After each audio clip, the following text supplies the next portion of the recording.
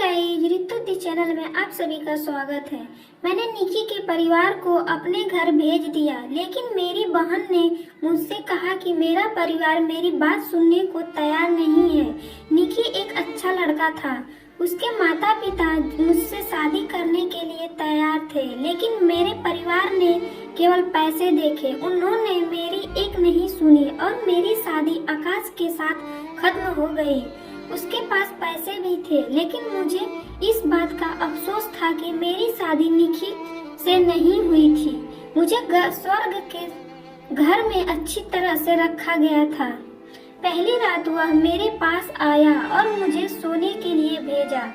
मुझे प्यार से बिस्तर पर जाने के लिए कहा और तुम थक जाओगे।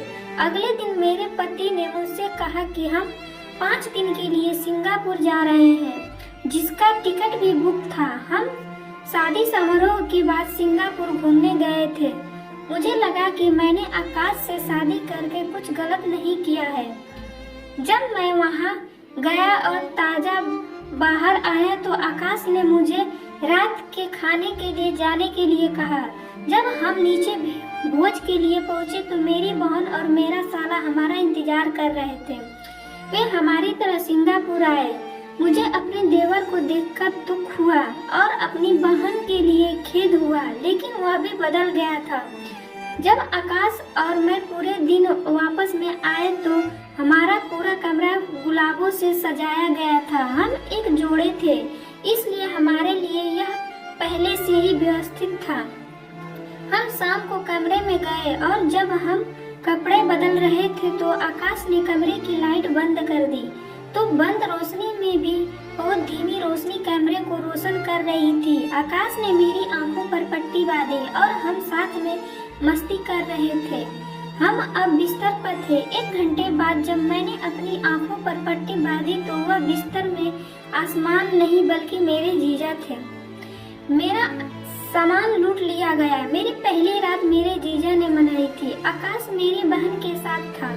अब मेरी बाहें टूट गई थी क्योंकि मैं नहीं होने वाला था। मुझे उस रात पता चला कि यह एम का प्री प्लान था। मैं लगातार उसे उसी समूह के आकाश से शादी करने से मना कर रहा था। अब मैं अपनी बहन की तरह थी। कल मेरे कमरे में आसमान कोई और है। महीने भर बाद मैं रोने लगी, लेकिन किसी ने मेरी नहीं सुनी। जब मेरा पति आकाश की तरह आया तो मैं उसके साथ उछल पड़ी। मुझे देखते ही वह रोने लगा। वह मुझे बता रहा था कि उसके साले ने हमारी कंपनी में 20 करोड़ रुपए का निवेश किया था। अगर मैंने शर्त नहीं मानी तो मुझे 200 करोड़ रुपए निकालने थे। हमारी कंपनी के डूबने से हम सड़क पर आ जाएंगे। मेरा परिवार नहीं जानता कि तुम हमारे घर की लक्ष्मी हो। मैं तुम्हारे बेन के कमरे में था, लेकिन मैंने कुछ नहीं किया। लेकिन इस शर्त के साथ मेरे पास कोई विकल्प नहीं था। हमारी कंपनी अगले महीने एक इशू लॉन्च कर रही है। इस समय अगर 200 मिलियन स्टार वापस ले लिया गया तो हमारी कंपनी दिवालिया हो जाएगी। हम अगले महीने इस 20 करोड़ रुपए का निपटान करेंगे क्योंकि मेरे पास कोई विकल्प नहीं है। लेकिन मैंने आपको धोखा दिया है। मैं वादा करता हूँ कि ऐसा कभी नहीं होगा। वो रात और आज भी मैं और आसमा खुश है। मैं कभी किसी की रूम गर्ल नहीं रही। मेरे पति मेरे साथ बहुत अच्छा व्यवहार करते हैं।